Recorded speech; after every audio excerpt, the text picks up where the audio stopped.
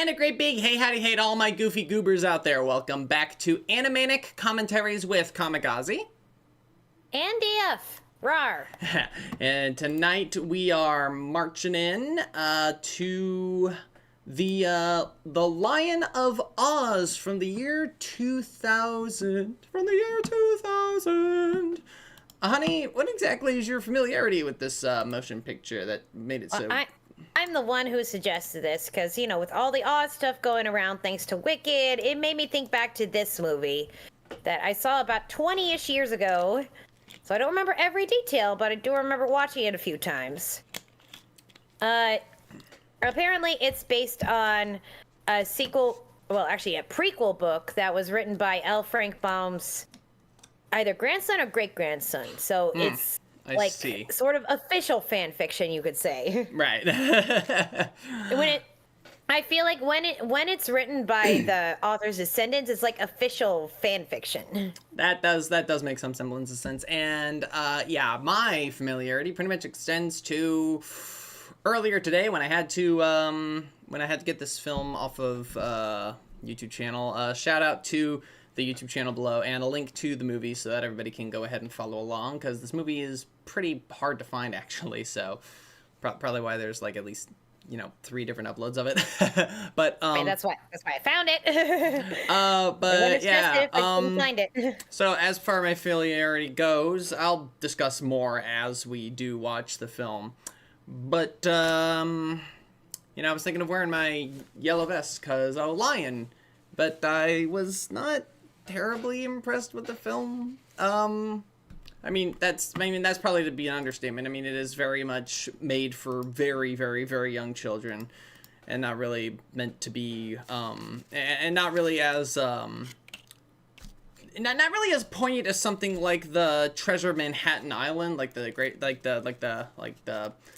American Tale sequels. Those things got like some real powerful messages in them, whereas this film's definitely very very, very simple, very, very TV, and animated by as Squad mentioned just now and earlier, animated by what was the name? I should know because I read the credits a million times. They had their names up there. Friggin', but honey, you sound like you're really tired. I'm not tired. Why would I sound? Anyway, but yeah, that was animated by Cinegroup, a Canadian animation studio. Oh, thank you, Squad. Which were responsible for Sagwa, the Chinese Siamese cats animation. And it's like, yeah, I'm familiar with that. They apparently really like to adapt children's books. That would seem to be the case. And this movie is short, but I don't think we should dilly-dally any longer. What do you think? Okay. I have not seen it in 20 years, so let's get going. All right, and no subtitles for pretty much anybody. Again, it's like, this film's hard to find. So, we're gonna go ahead and begin. Everyone get ready, get set for your synchronization time. We're off to synchronizing. I don't even remember it being that complex a fairy tale, but I don't even remember it being that complex. I mean, it is an Oz story.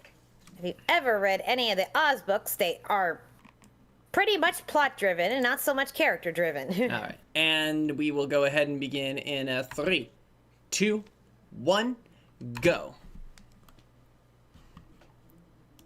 Yes, the early 2000s. Oh my God. Look, Tim Curry.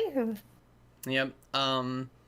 Remember, direct-to-video early 2000s movies. Dom DeLuise. Bobcat Goldthwait. Kathy Griffin. I was really like floored by like, damn, a lot of freaking names at the show. Yeah, and Jane Horrocks. She was Babs in Chicken Run. Jason I checked. Priestley. Lynn Redgrave. In this very, very beautiful title. I do like how the credits this kind of resembles the opening of the MGM Wizard of Oz, if you know what I mean. It's kind of in the clouds with the credits. And in Technicolor, though, but yeah.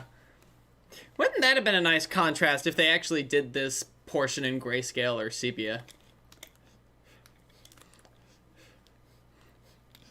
Yes, Nebraska. Yep, it's you thought it was gonna be somewhere else, didn't you? No. Because Dorothy lived in Kansas. Yes, but where did a certain someone come from? Omaha. Too true, too true. State Fair, remember? Right, right. But anyway, Omaha. What did I tell you? And this narrator is Yeah, Roger S. Baum. That's his name. This narrator comes in at the beginning and the end of the movie and has absolutely no relation to anything going on.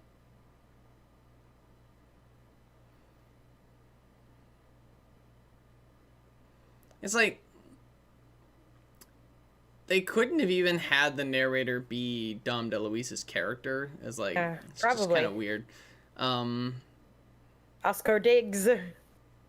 Oscar. Just so they could pay some other big name to be the narrator for like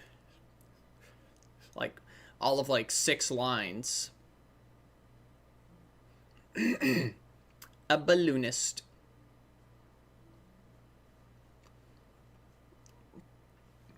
It's named Oscar. I guess it's not too necessary. Like, I think some people probably would have picked this up already on their own. But, Dom DeLuise is kind of a pretty good casting choice for this character, since he does become the wizard. It's like, yeah, I could definitely see Dom being that character. Doing that pretty well.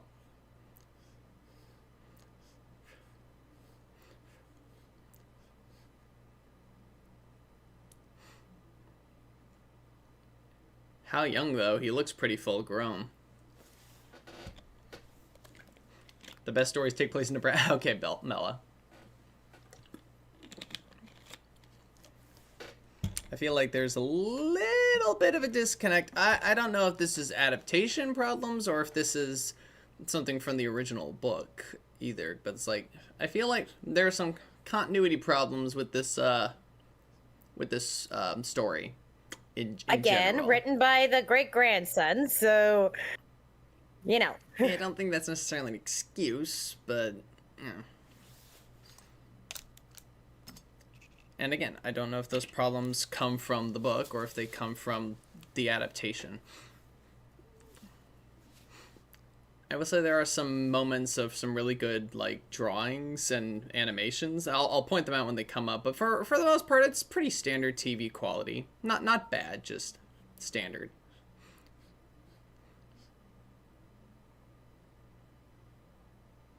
Yeah.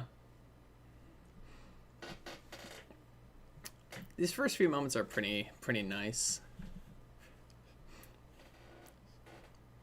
Falling in love with their friendship. Yeah. They're really sweet. So I mean, a nice that takes a lot of guts for a man to be talking to a lion like that, even if it's a tame lion. Yeah. They can still get they can still get too excited and accidentally attack. So yeah, that is pretty gutsy. I mean, everybody knows what happened to Siegfried and Roy with their white tigers. They got attacked at one point. It's like, dude, it doesn't matter how much you train. It's like they're still wild cats, and we know cats. They can be standoffish and pretty irritable. And they still got big claws and teeth. That also, you basically got you think you can't pet your cat at home. It's like, now imagine that, but 10 times its size and with giant razor sharp teeth. Dude. But yeah. Okay. Maybe very simple, but my inner child's just oh, yeah, cute. It is very sweet. It was eight or so the last time I watched this. And upcoming now is our first song. It was a good kitty, yeah. And I think we need something that's just kind of sweet nowadays, not something that's gonna make us upset. Yeah, something terribly wholesome.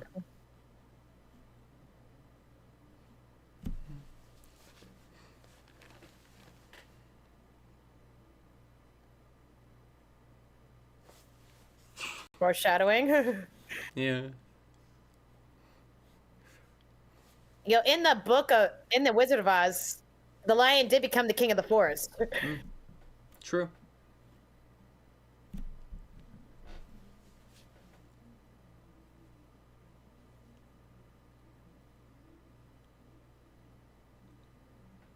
Every time Daffodil sings. Woo. So much character. Yeah.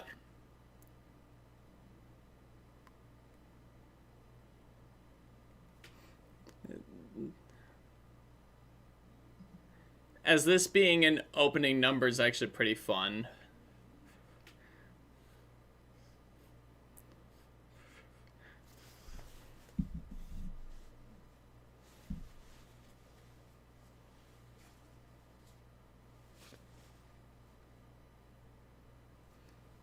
This is really neat. Of a lion.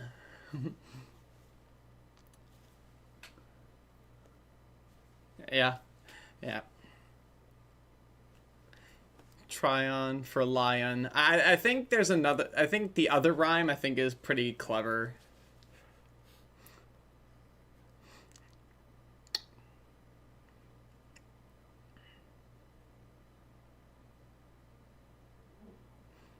I love that breakup there too. Yeah. Of a lion. Yeah. Yeah, Dom DeLuise. Well, if they were doing the Cowardly Lion as the original film, we'll get there. And then courage of a lion, Yeah. each other to rely on. I love that wordplay. It's just really fun. Like when I heard that, and and that's a nice beat. That's the kind of stuff that actually that only really happens in musical numbers, where life can just kind of hit you and then take you down for a moment. And boy, yeah, guys, this is just remember, this is not off of the MGM movie, okay? True.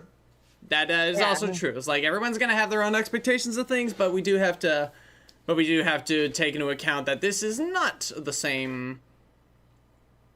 And that's here's a setup for later. And it happens before they get to Oz. Now, the lion's eyes are not green. They are brown. And they flash green just for a moment. Oh, yeah, you're right. You know, some things I wouldn't have noticed at 8 years old. Well, they do it enough times where it does become a running pattern. And it makes you wonder why. Well, and I'll get into my understanding of it when we get in later. But this is going to be a really great shot coming up here in just a second. Right about... Okay, this is great. That is very pretty. That right there. That is a great shot. That is perfect setup. And you can see him already grabbing onto the frayed rope. And showing Oz. That does sound like Oz is quite a mix of places. And then his eyes flash green again.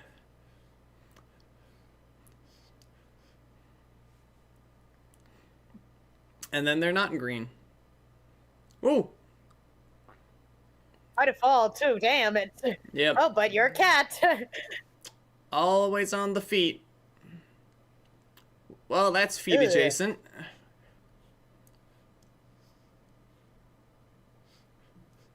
It is true. He lost his propeller back there in the storm.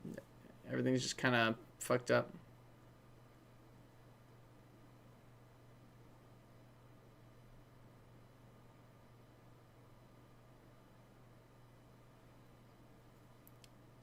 This is a really sweet sentiment. And really legitimately, like, some would say, why didn't he just go back? It's like, I mean, he can't. Get the propeller, Even if he could steer, he can't control it, like, at all. He's just kind of at the whims of the winds, and his eyes flash green yet again.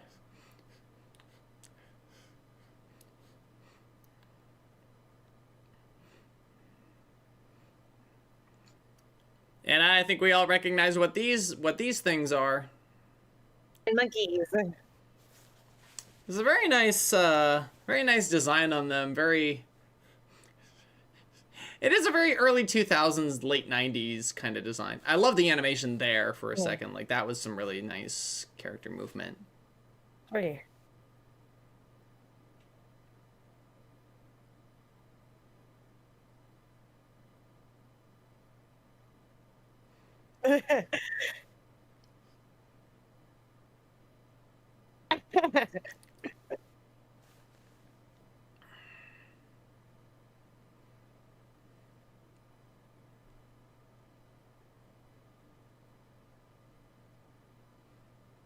Well, not much.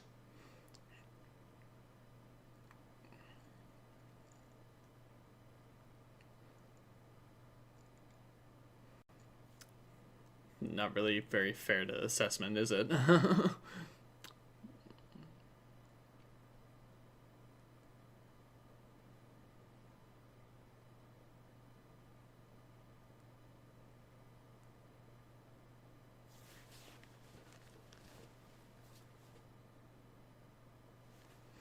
You're gonna find that this voice, Jason Priestley, yeah, you're gonna find that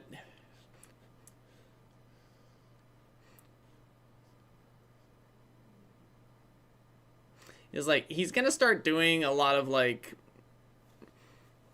I don't know who thought it was funny, if he was just making it up and ad-libbing, or if somebody wrote these jokes into the script, but like, and here's our villain for the movie, the Wicked Witch of the East.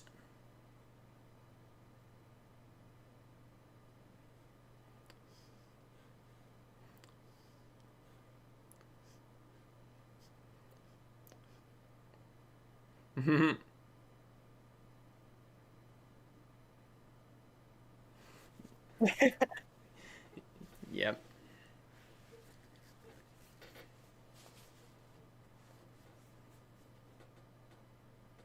There's a Cordelia Thornberry from the Wild Thornberries. I see.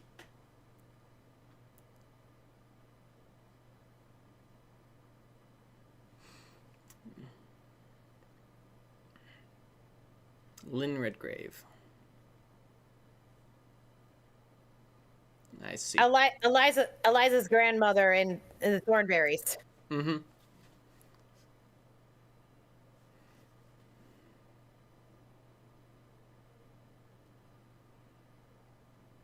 Mm-hmm.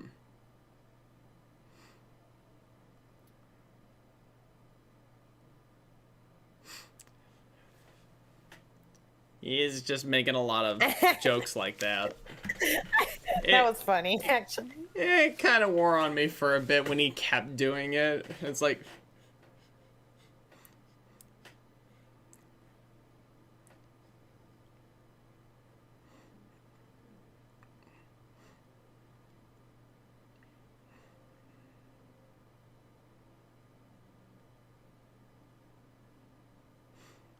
a demonstration of power just for a hot minute. Bum bum bum. Ominous. You know, again, the Oz books, if you read the original, are very plot heavy, you know? Too true. Too true. A lot of random stuff happening. So it's in the spirit of the Oz books.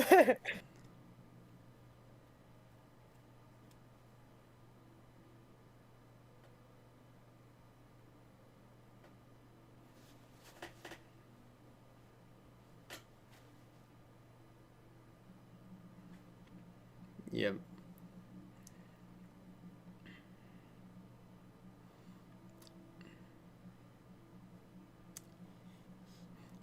And oddly enough, not the character Tim Curry voices in this film.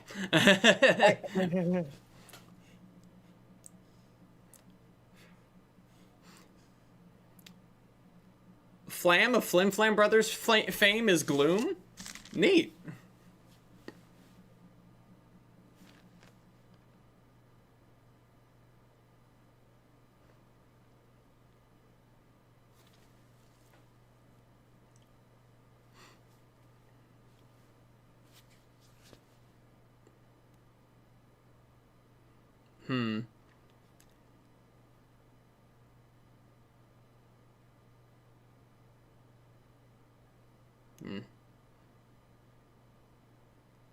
Tree for... Yeah.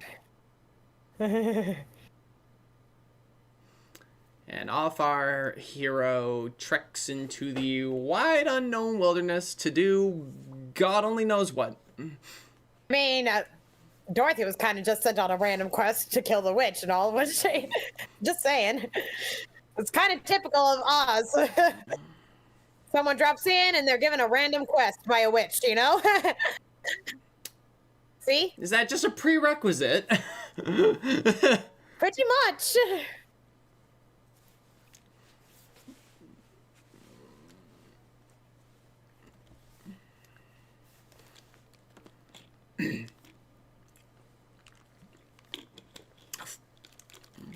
Flighty little things, ain't they?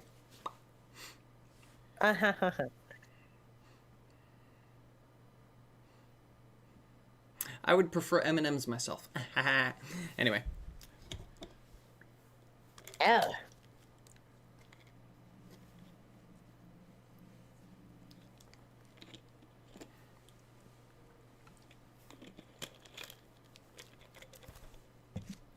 Now again, based on what I said earlier,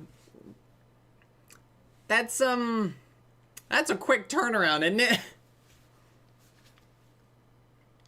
And you can see his eyes turned green as soon as he went down there.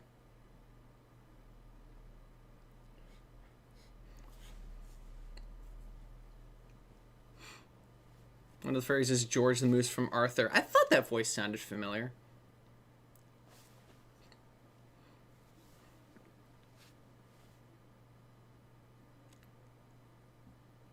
Before you drown.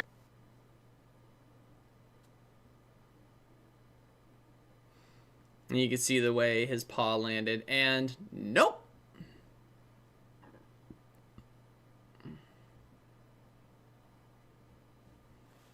Bum bum bum.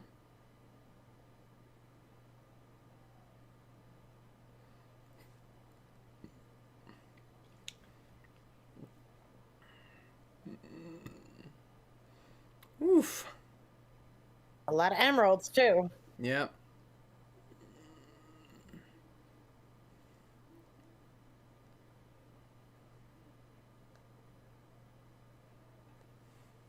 Oh boy.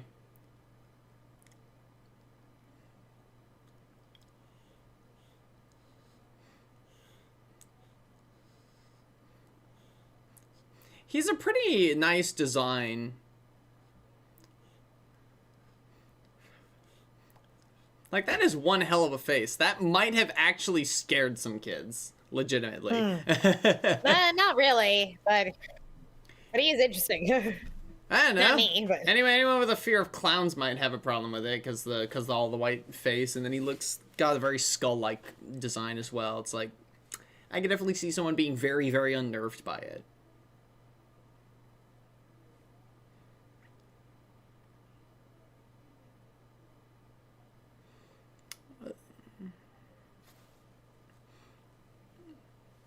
And definitely, the animation definitely, like, taking a budget hit for a moment. Looks like sports fan who got his face painted. Squad. That's some really fun animation right there. It's just really good faces.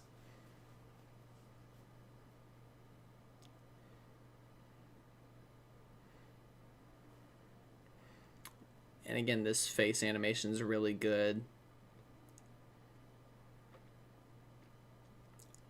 Yeah. I think every studio has, like, even the budget studios, like TV studios, like, for animation, will have, like, that one animator who's like, all right, everybody stand back, I'm about to go to work, you know? Like, someone who's, like, really going, like, the extra mile to have it, like, have the animation, like, be just that much more fun. Okay.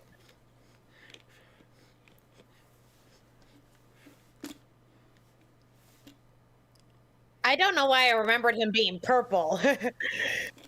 Maybe probably because he's voiced by the same guy as Pain. At least I think so. His voice sounds awfully similar.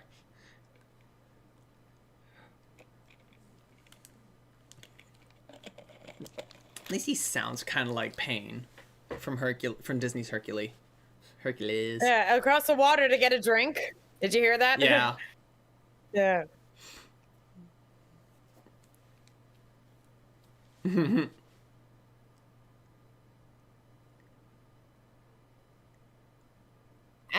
I remembered him being purple for some reason. I mean, his nose is purple, if nothing else. Or maybe it was a VHS tape. Yeah, it could have been.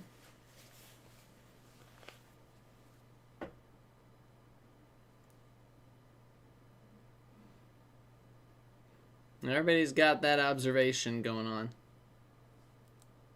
The bob in his head. Bobcat Goldthwait. Yeah. It is pain. Oh, there you are. Yeah. Yeah, Bobcat Goldthwait. That's one hell of a very name, distinct too. voice. Very distinct voice, yeah. Yep. Bobcat Goldthwait as opposed to Mountain Lion Featherweight.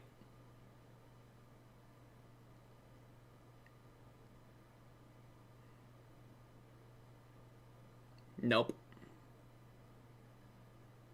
You really didn't mention it, though. Gloom was the evil mask guy in Scooby-Doo 2. Yeah, that voice. And at least they tried knocking first. Gotta give them that credit. I feel like they played that animation backwards. And here's Tim Curry.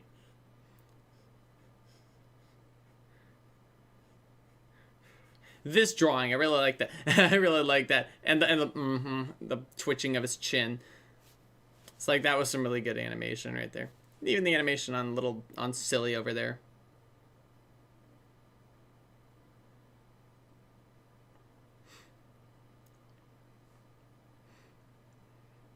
Tim Curry automatically improves any project he's in. Yeah, but and his eyes turn green again. Lion's eyes shine. And you can actually see them fade back.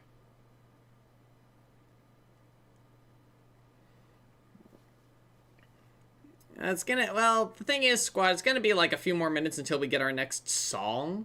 We haven't even had an I Want song. We haven't even gotten like an idea of like Lion's goals musically. And Tim Curry doesn't get a solo number in this movie, so I don't know if that tells you anything.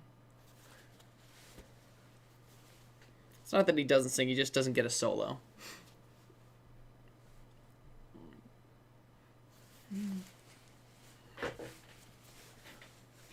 It's Babs from Chicken Run. Is the lion on holiday?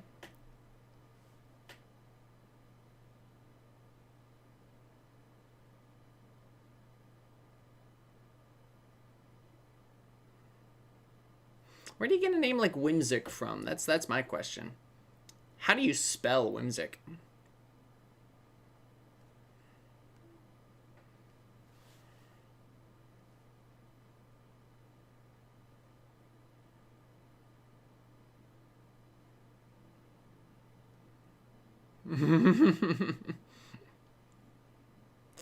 I do love how he kind of mixes up his metaphors.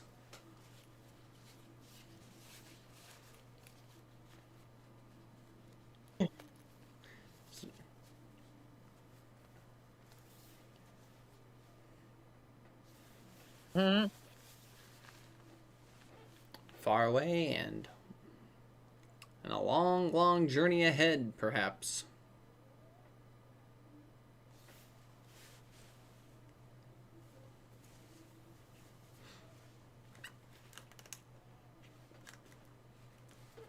He's unsprung.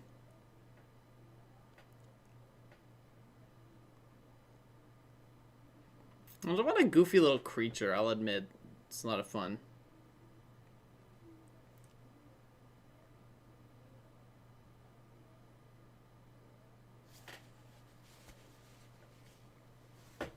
I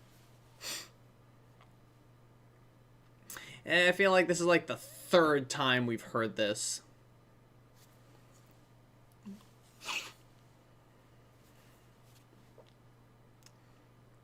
It's rather repetitive.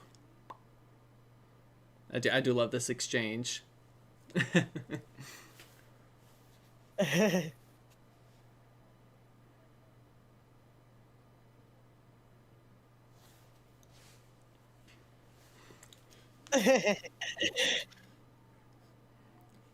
Yep.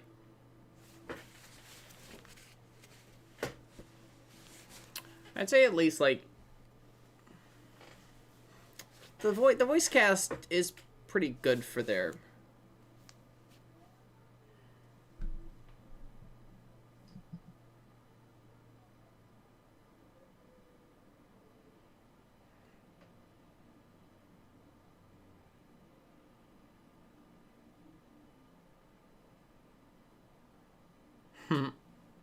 I remember the I just painted my dollhouse line. That one really stood out to me. Yeah.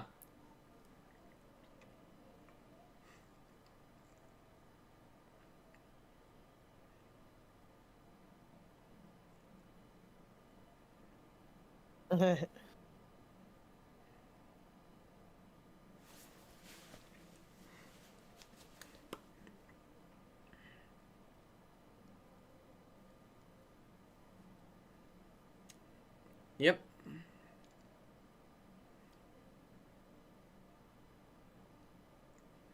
I'm having fun. Yep.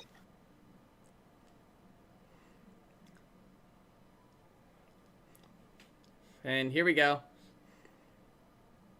Our ragtag group of adventurers out and on their way to save the day and find glory and magic like they've never seen before. I mean, typical of Oz. It's a pretty. I've listened to at least it's a pretty gnarly 4 house. of the Oz books, so it's kind of typical. If there's not Dorothy at the head of it, some other young child. Not as dark though. And again, I don't know if that's a book thing or an adaptational thing. Gloom's design is pretty freaky. It's like he's just a literal skull.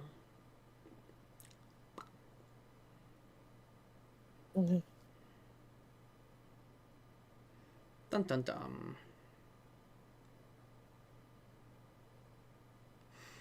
Now, one thing I was really happy with is, like, even though it's basically been, like, God, how long? It's basically been, like, almost 30 minutes since our last song. I am happy that we do get a villain number. Not here, but it is coming up very soon. And I'm really happy that they did do one. Take me for us to start again.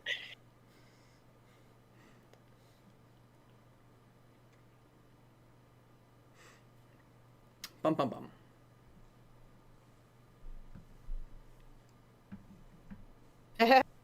Having fun with this one. Sometimes we don't need a movie that's totally serious. Sometimes we just see something that's a little fun. Yep.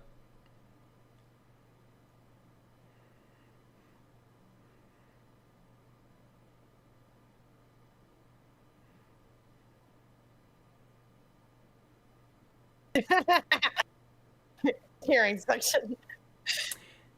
I say everybody's on board with having, like, references that really only make sense, like, when this came out, and not when the story supposedly took place.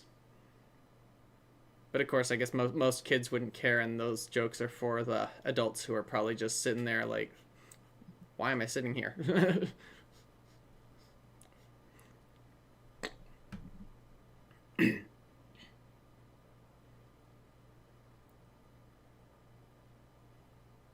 Yep.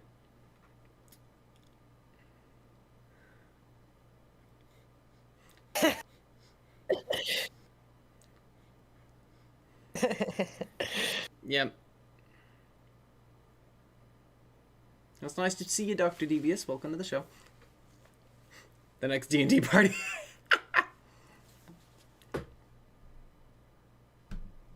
I mean, D&D did come from Lord of the Rings, like, which came from the fantasy trope of a ragtag group of people. Truly is a whiz of whiz, if ever a whiz there was. Basically just spelled it out there. I didn't even think when I said that.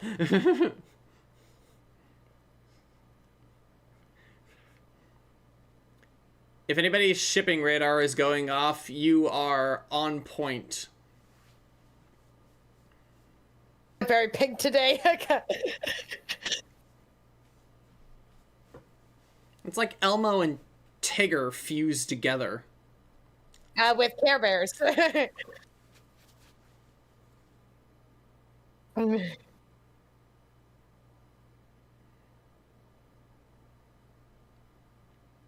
That must have been a commercial reference.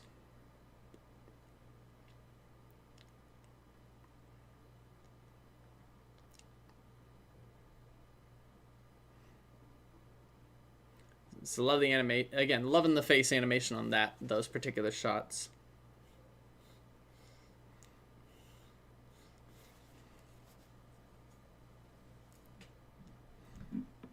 And I'm gonna have to turn up the volume on our end because her voice is kind of buried in the mix just a little bit.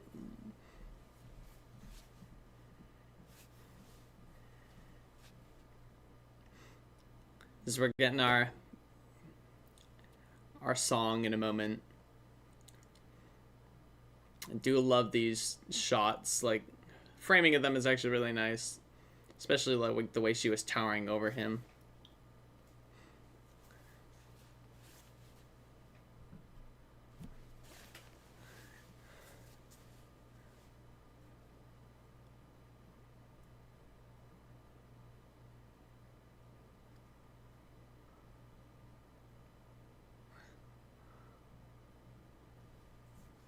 Yeah.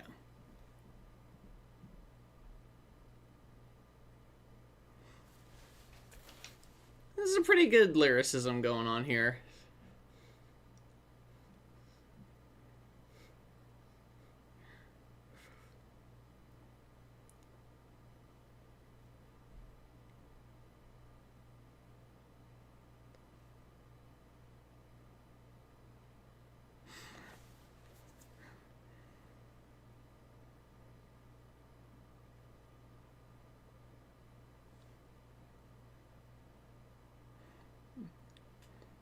I'm looking at her blowing up a regular. Now, you know the witches of the north and south were the good ones, remember?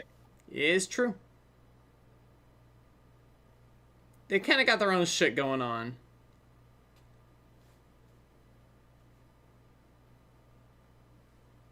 That's pretty funny.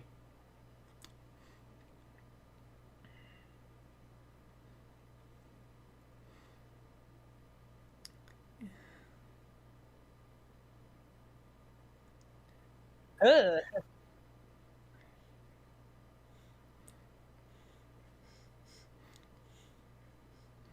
Yeah, Glinda of the South, and then... No, I think it was like Glinda was the Witch of the South. And it was like Teddy Pooh who was the Witch of the North, right? Yeah, but I think that was the Muppets.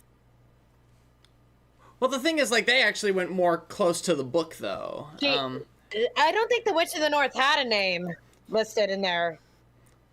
Anyway, I'd say they definitely do a really good job at, like, keeping these songs, like, with some personality and having the characters sing with their voices. So that was it was fun.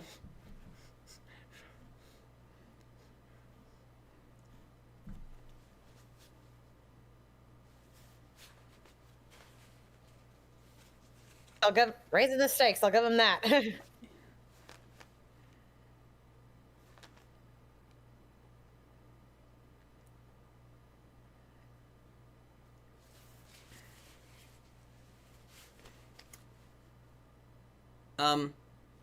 She was sometimes named Lucasta or Teddy Pooh. She was the elder witch ruler of Gillikin Country, where the Munchkins were, right? She took Tim Curry out of the film. For now.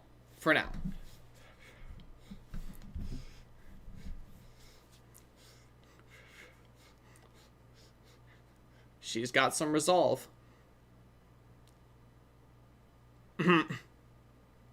That's a pretty good line.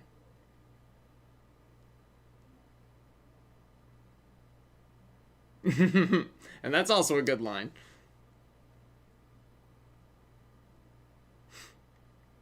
Dun, dun, dun, dun, dun, dun. I do like how the Wicked Witch of the East was the villain at this point, because, you know, and it makes sense. And some Wicked East, it's just kind of a plot device. in the original book. And I also like the implication that she had the monkeys, and when she died, the monkeys went to her sister. But again, if they're going with that, which is perfectly fine, which again, that makes sense that they would, that probably comes from the book this is adapting. But actually, in the book, the witch had an enchanted cap, and the monkeys were just one of her minions. They were just the ones who succeeded in capturing Dorothy. Well, I'm talking about this book, the prequel written by the grandson. I don't know. I've not read this, so just know what it's based on. Now, this is some really good animation here.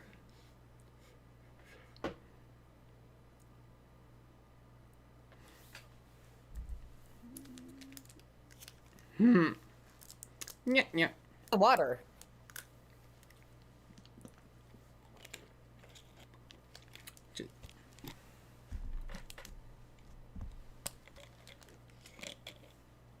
So, something I really like, is that, actually, no, something I was trying to say earlier. That's some really fun animation there, too. Is it weird that I ship Silly and Caroline? Maybe. I don't know. I think you need your shipping radar fixed, writer. The movie was telegraphing it at you like 2 scenes ago. It's Caroline and Fitzgerald. And that was some fun facial animation. Again, like, it feels like there were at least 2 or 3 animators who had a lot of fun animating these characters.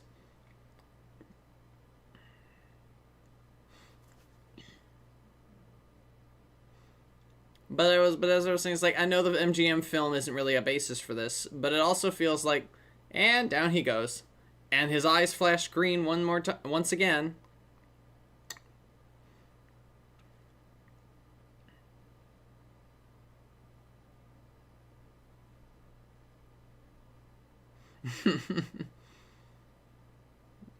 What a silly Billy.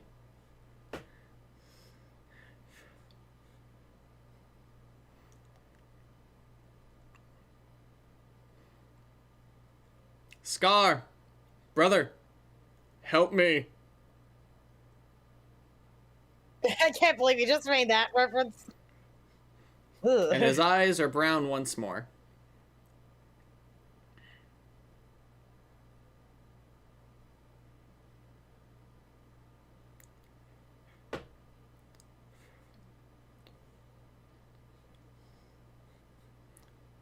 Oh, yeah.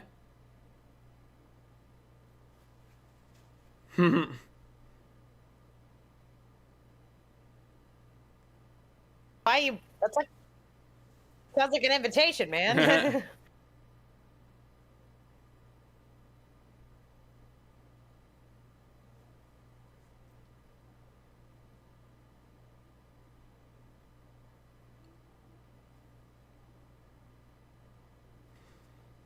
Yeah, and off we go. Down, down, down into the ravine, or just down the sheer cliff. Like, still hurts from the last time. Yeah. I mean, that's like his neck, and it's so thin. Essentially. Yeah,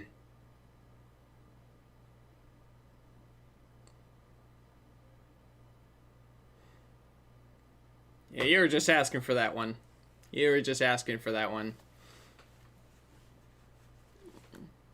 And anyway, as I kept interrupting myself because I can't think straight for 5 seconds, bouncy, bouncy, bouncy, go.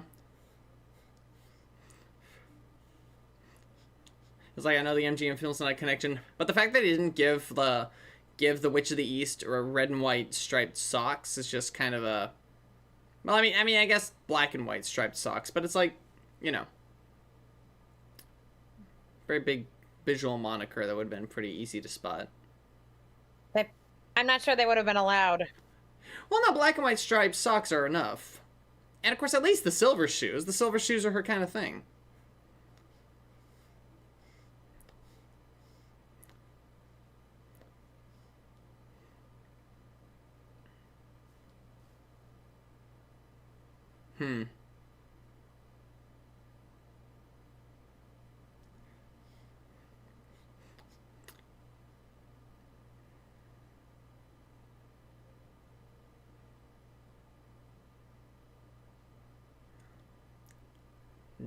And sprung up.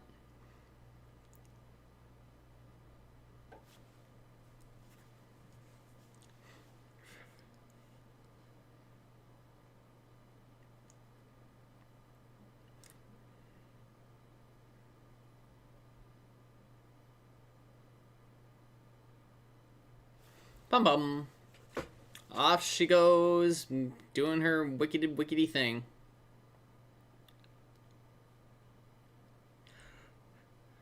Yeah, you're right. They could have given her the silver shoes, at least.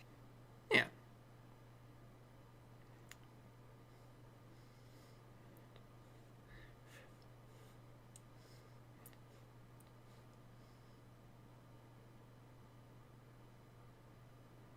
Maybe they could have given her red rubber boots. Very funny. Yeah.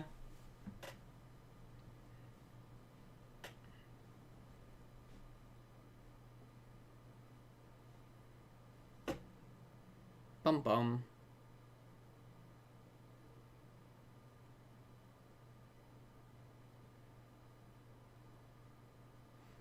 Man.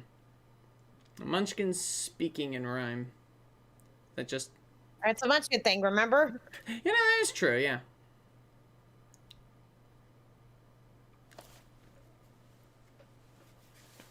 You can definitely see they took a lot of influence from the MGM film. Like, I'm seeing a lot of the same facial hair and, like, a lot of the same sillyisms with their clothes being very odd and mismatched from each other. And here comes our third song in the whole film. Third of 5. And the fifth one being a reprise of this song.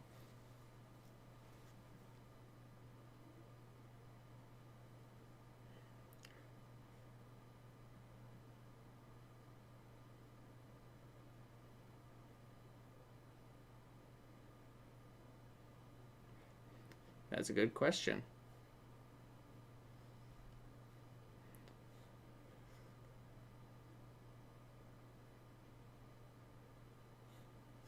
You know, I was thinking something when I initially watched it, but I'm actually hearing a little bit of the pitch correction, like, peeking in.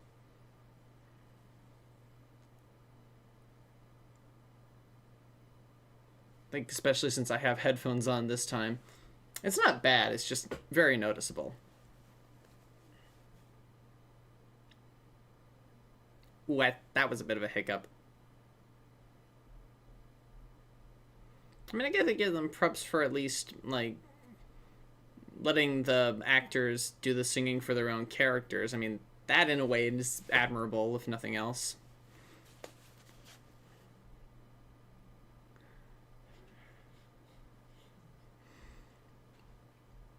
Very, very R&B. Again, 2000. Yeah. Ooh.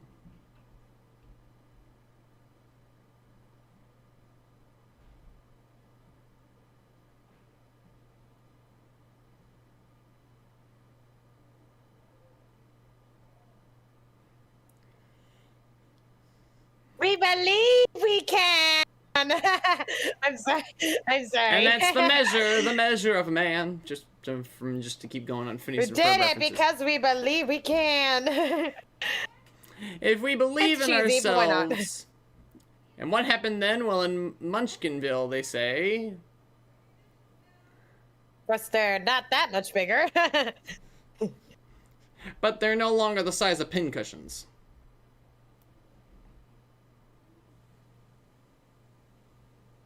And that's all that. And that's all that it takes, honestly. Just takes faith, trust, and a little bit of courage. And Munchkin does. That sounds weird, but okay. Why would you dust a munchkin? What would you dust them with? Lion, right. Funny. I didn't even think they did that on purpose, honestly. I don't know what happened with the visual error. That's weird.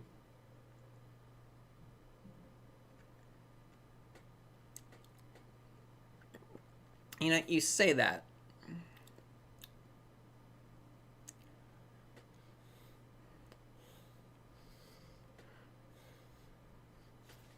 Did he? Did the lion do that? He's making pretty... I mean, yes, he's making some pretty bold assumptions. I think he just has it out for the lion, honestly. Which, you know... Probably. I think we understand why, even if it's completely unreasonable.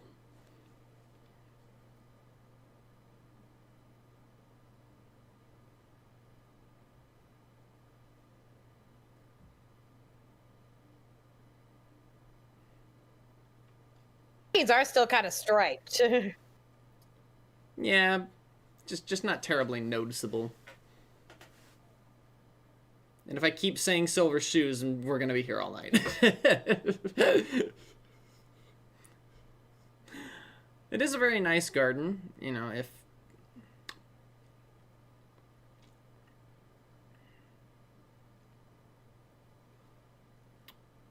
Ew. Whoop. Well, that was random.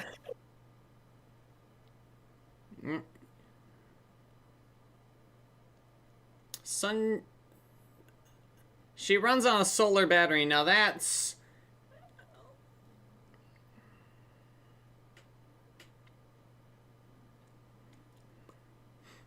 Back...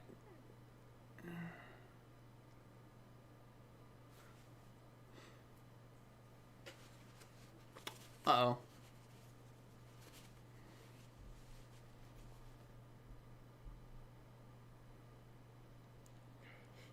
Yeah, those are really good facial expressions there. And his eyes flashed green again. And again, as I pointed out, something that has happened since before he got to Oz.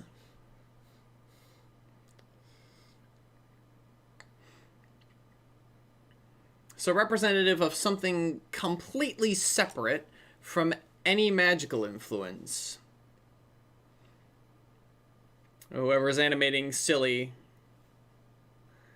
was definitely having fun on that shot. Use the breaststroke.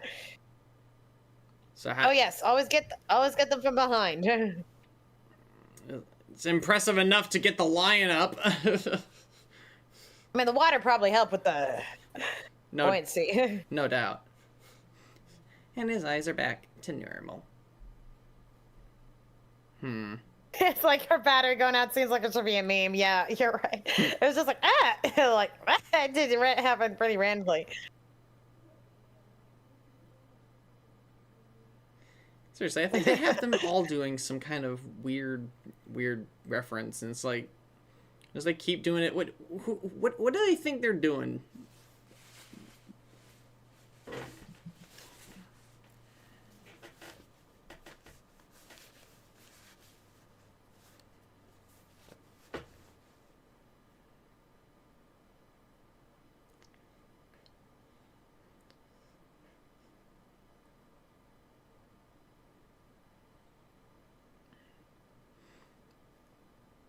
What a funny little pogo man. Funny little fur ball. He really does have beef with that lion. He's just out for him. He's just out for him. Like, I'm lost in the woods. You're right.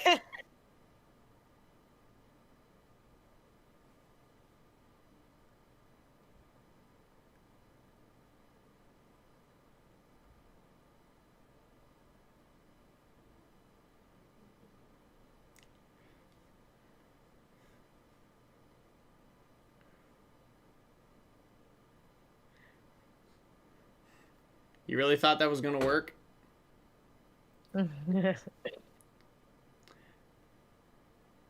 He could have at least said please. A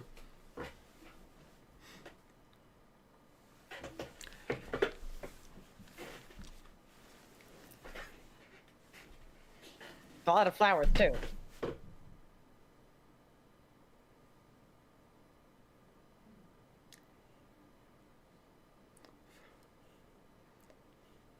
I do remember one book being called like the Patchwork Girl of Oz or something like that.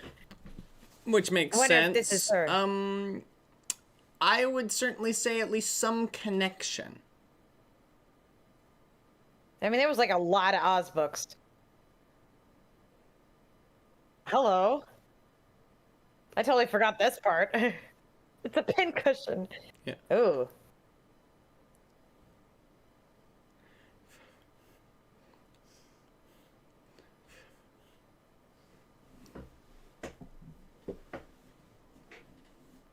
Ooh. Okay, that's pretty dark.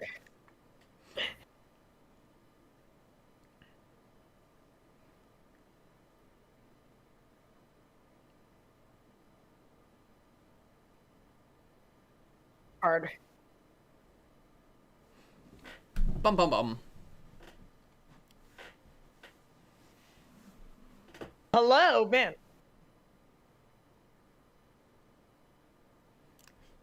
Somebody correct me. Is this Tress McNeil? I don't know. Whoa. It sounds like her. No, it's not. Well, who is it?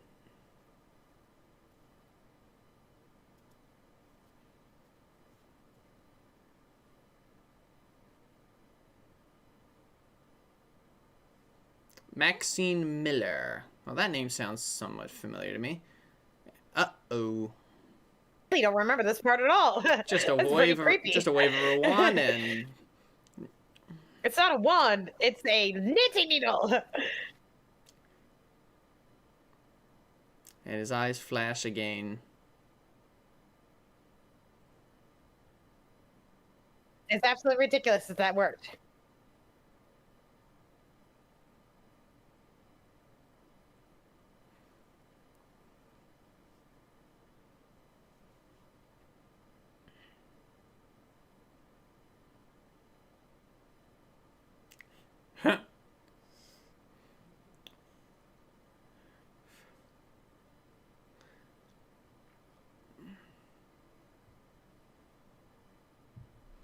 And you can see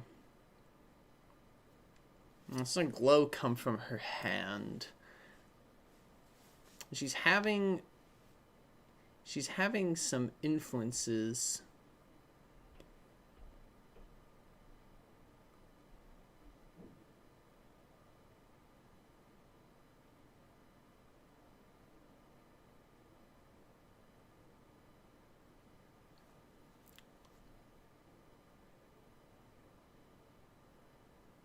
Aw.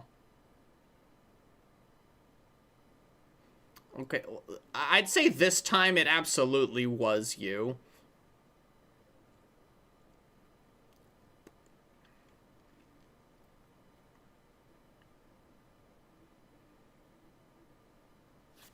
Okay.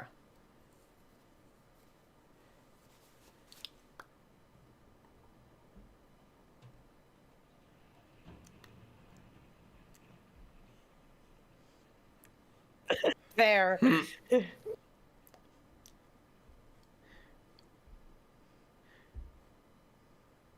Yep.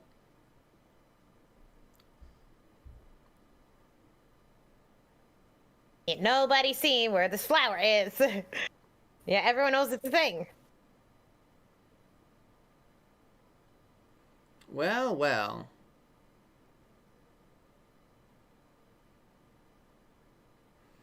Anybody notice that petal just became brighter and more healthy looking, even though it was all old and brown before? Mm-hmm.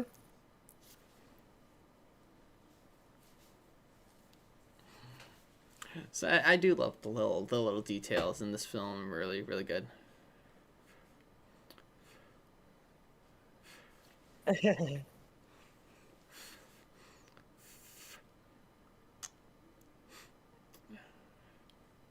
was very good, man. I'll give you that.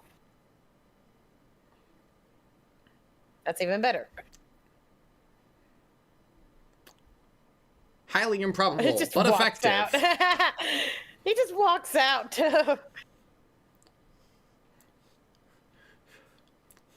I think this next part is terribly clever, actually.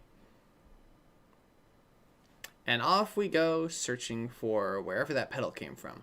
Sniff, sniff, sniff, sniff, sniff. Sniff, sniff, sniff, sniff, sniff, sniff, sniff, sniff, sniff.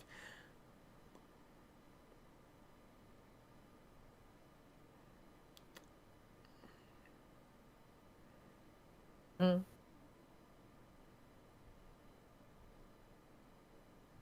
Oof.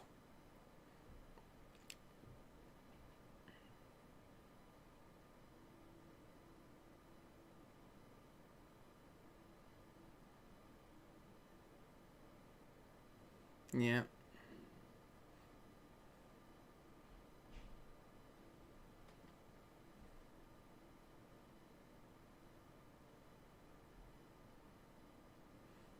Good lord.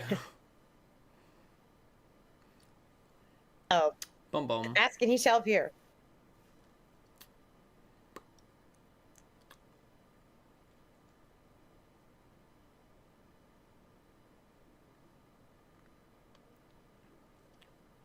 Let's see. Round and round and round and...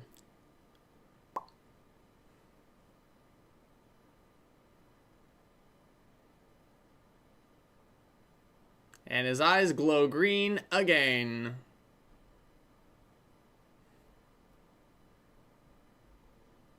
Okay, but if you get in a thorn in your paw, we don't have any mice on hand to help you out. Maybe the doll can help. She's small enough. Ooh. A winter storm. Everything just completely frozen at ice.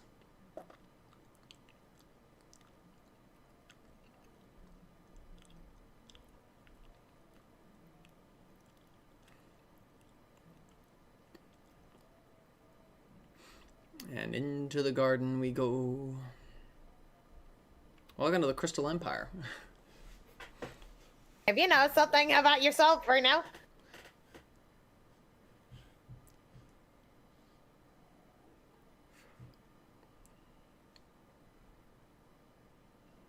It was worth an effort. Do you not realize? Hello? That part I never really got. Like, you just didn't realize you were glowing?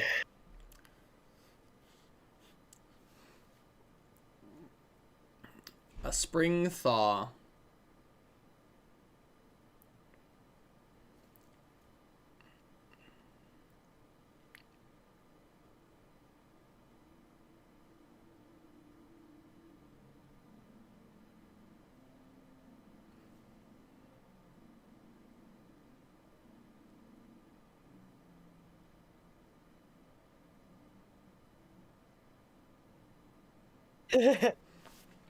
Yeah. Typical of Oz, you know?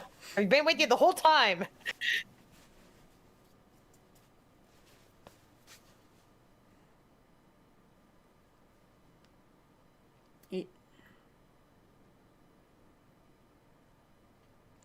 Why she doesn't remember so much. With you all along. And our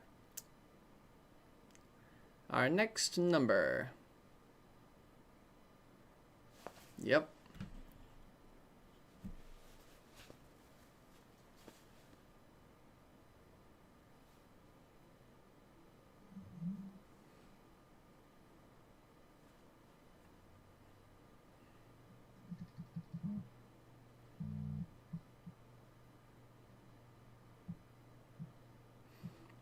The Goodness in Oz.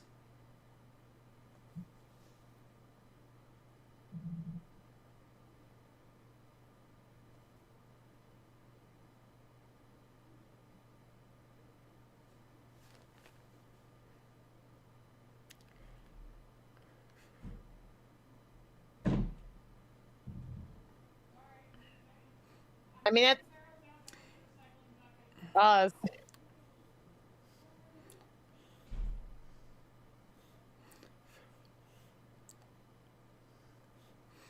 This is a pretty sweet song.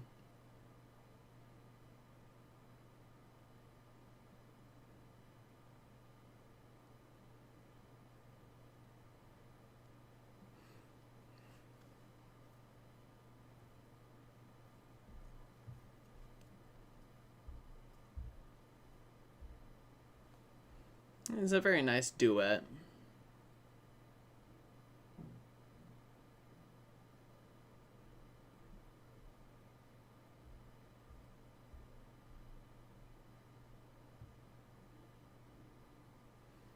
It was very sweet.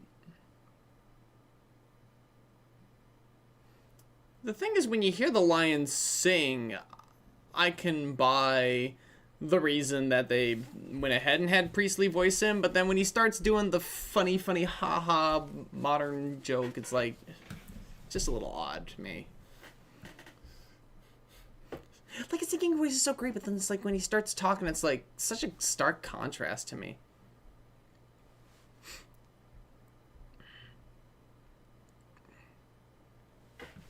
Bum bum bum.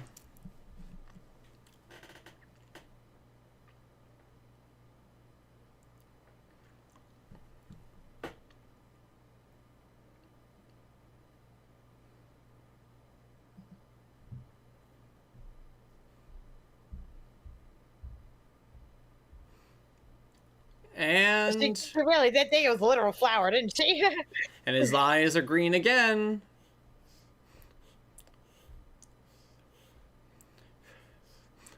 And what a clever little soldier. So I love how they definitely implied it, but they didn't like blatantly show it.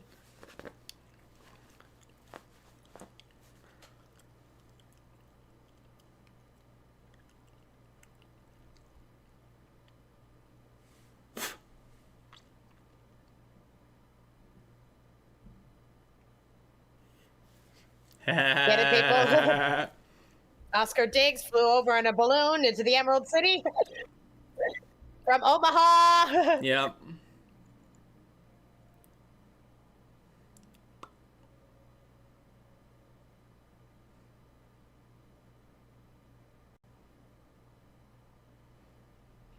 And like damn tree branch. I'm sorry. And her eyes are green again.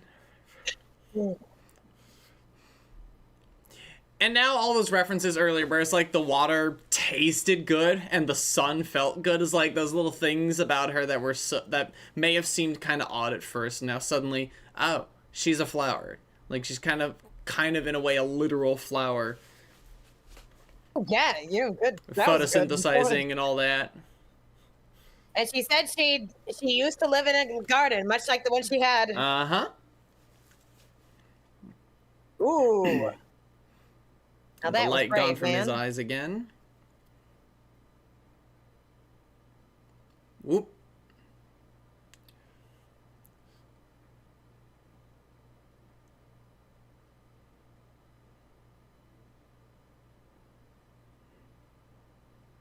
Now realizing and remembering everything.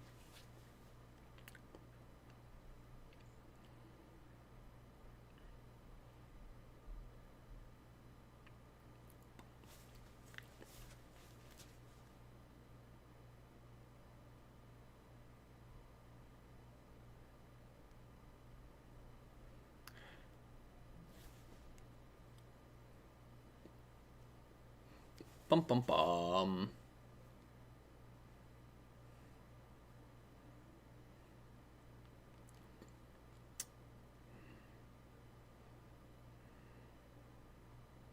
Be gone, you have no power here. Pretty much.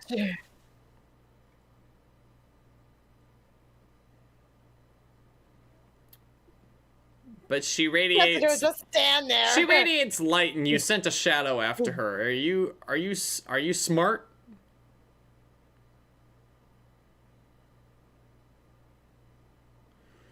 No.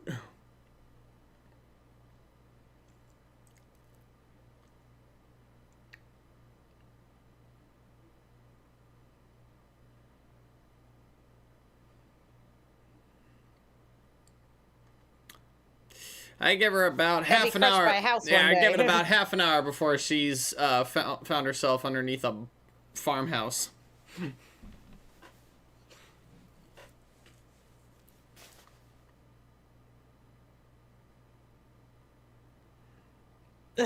Wow, that's a line.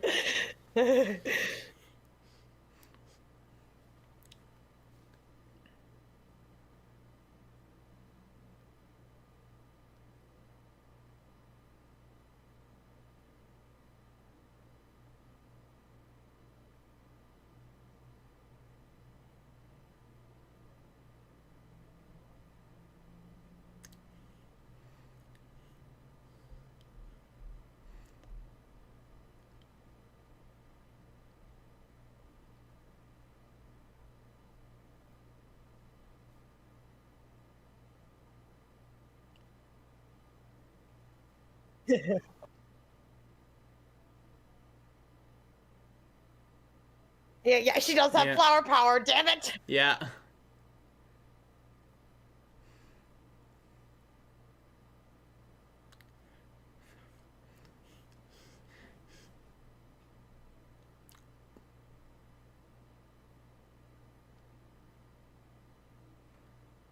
And this is the last song we have in the whole movie.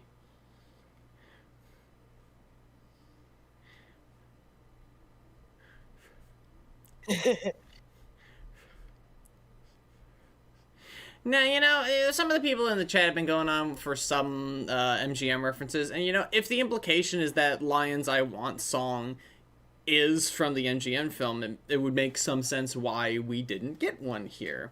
Because this is the story before the story. But at the same time, it's like, this story still has its own conclusion. And I do love the fact that the story doesn't end fully happy here. Like, he's a coward and...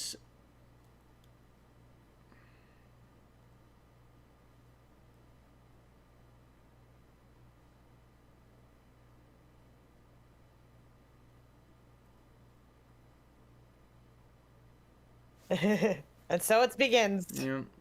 Oh, that's really good drawings of Silly there.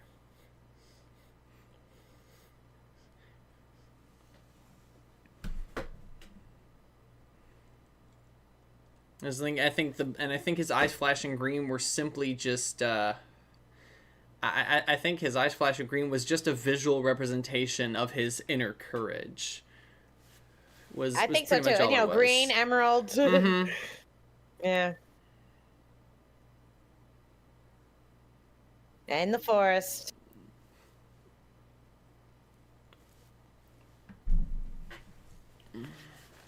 Hello again, narrator.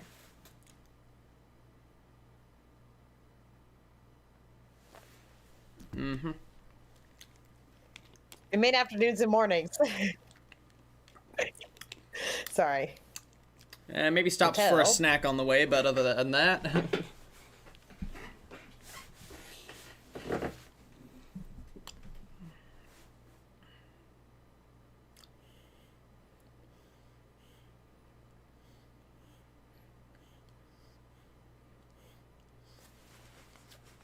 Yep. Yeah, here we go.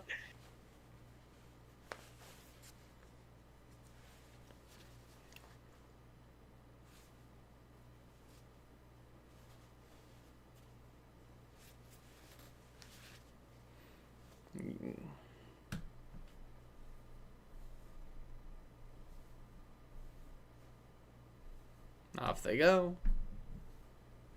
And she has the silver shoes.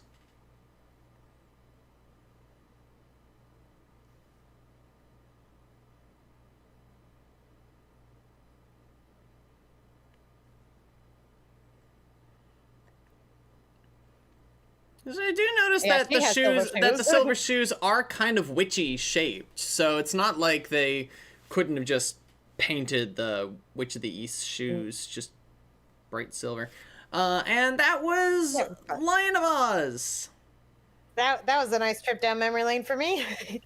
It's not bad. And in fact, I'm sure it's like if someone saw, like, obviously spitballing, it was like if somebody saw this in the video store and some kid wanted to see it, it's like, you know, there's some good stuff in it. It's like, it's got a pretty good message, and the fact that it doesn't end fully, probably because, you know, we're assumed to have known the story as we knew it.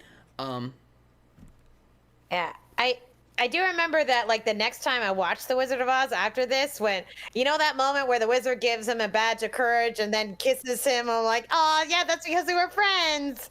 You know, as my kid brain was going. Yeah, and that's my incongruousness. Is like, does that come from the book, or is that something in, like, because, like, the lion would have recognized the wizard, and that's like, that's kind of incongruous. Like, why didn't the lion say anything? And that's because Lion of Oz and the Badge of Courage was written way after the fact. Like you said, it was a prequel. It was written by his great-grandson or grandson or whatever. And so continuity hiccups, unlike J.R.R. Tolkien, who literally rewrote parts of The Hobbit after writing Lord of the Rings, you know, the willingness to rewrite his grandfather's work would probably not be the first thing on his mind. So you're gonna get those continuity hiccups, and it's gonna, so, you know, so that's pretty much it. Like, that's the only thing that kind of bothers me about it in a sense. Otherwise, it's fine, you know? It's fun. The voice actors were fun. I mean, it's not very funny. I know you liked, and here, Michael and Patty Silvershire were responsible for the songs. So honestly, that was honestly very, very nice. It's a very nice. It's a very nice little. It's like, I don't know if they're like a husband and wife duo, but like. Who? What are you talking about? The Patty and so on Silvershire. Jess Harnell was a singer? Well, yeah. Jess Harnell is a singer if you think about it. But they were the music and lyricists for the songs in this film. So, if nothing else, there was like, and I felt that in the lyrics were very consistent quality across the board. Take them for what you will. I thought the songs were actually pretty good. Maybe just lacking a musical number here or there, you know, but other than that, like, other than that, it was I was really in a Wizard of Oz kind of mood, and I enjoy this better than that Legends of Oz movie or whatever it is. So. The one with Martin Short. You know, yeah. I'll grant you this. That movie's probably less funny than this one, and that's really sad because I like Martin Short. Yeah. But you know, it's not terrible. It's like, I probably wouldn't like recommend it again. It's like, you know, yeah. but it is fun. It is cute. Yeah. And it does play into like if you've read any of the actual Wizard of Oz books, they have this common theme that, like, oh yeah, what they were looking for was right there all along. Yep.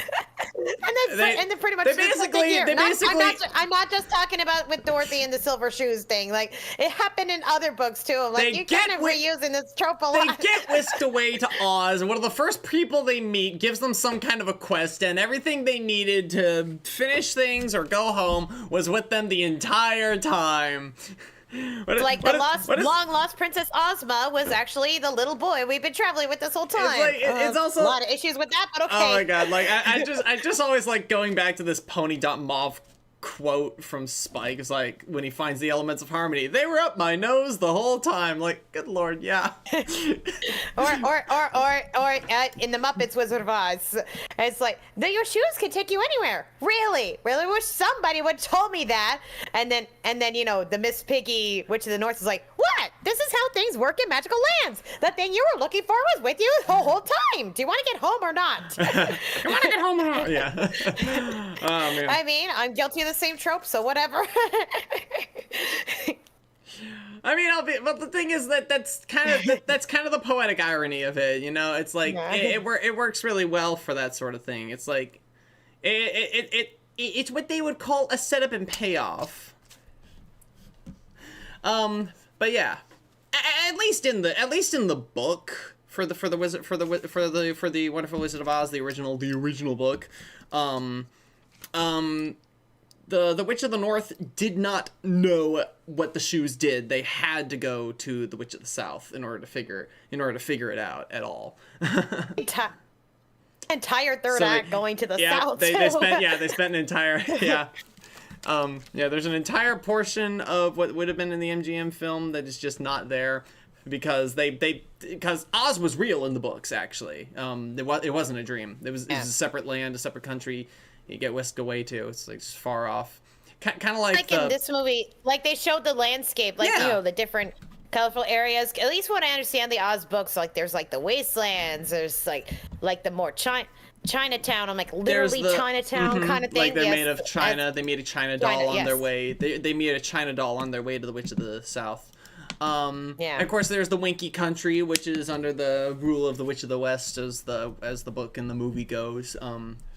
But yeah, honestly, as far as this film is concerned, I could do without many of the modern quips. If nothing else, if they kept it to just the lion, then I'd probably be like, that's his funny character point. Kind of like how the Toy Soldier by Tim Curry, minces his similes and metaphors or whatever it is, like the turn of phrase, like he just can't quite get the phrase, like common turns of phrase correct, which was really cute and funny. I liked that. That was very, I mean, maybe not funny, haha, but charming. But otherwise, this film was, Wicked Ways is probably going to be stuck in my head for a few weeks. The words escape me, because there was a lot of them, and we were talking over most of it. But also, but that melody's going to be stuck in my head. It's quite a beat. Wicked ways, my wicked way. What have you done to me? Yeah, I like their interpretation of the Wicked Witch of the East. Like, just totally overlooked, because the Witch of the West gets all the glory. Oh, yeah, absolutely. And also, in terms of better looking than her sister, it's like, well, you do have both of your eyes, if that's what you mean. Yeah, in the book, and we're talking about the witch in the book, yeah. Because the Wicked Witch of the West, like Muppet Wizard of Oz, she only had one eye. Oh, she had a magic eye. Yeah. She had the one eye, and then like her magic eye. In the Muppet version, they kept the magic eye under an eye patch.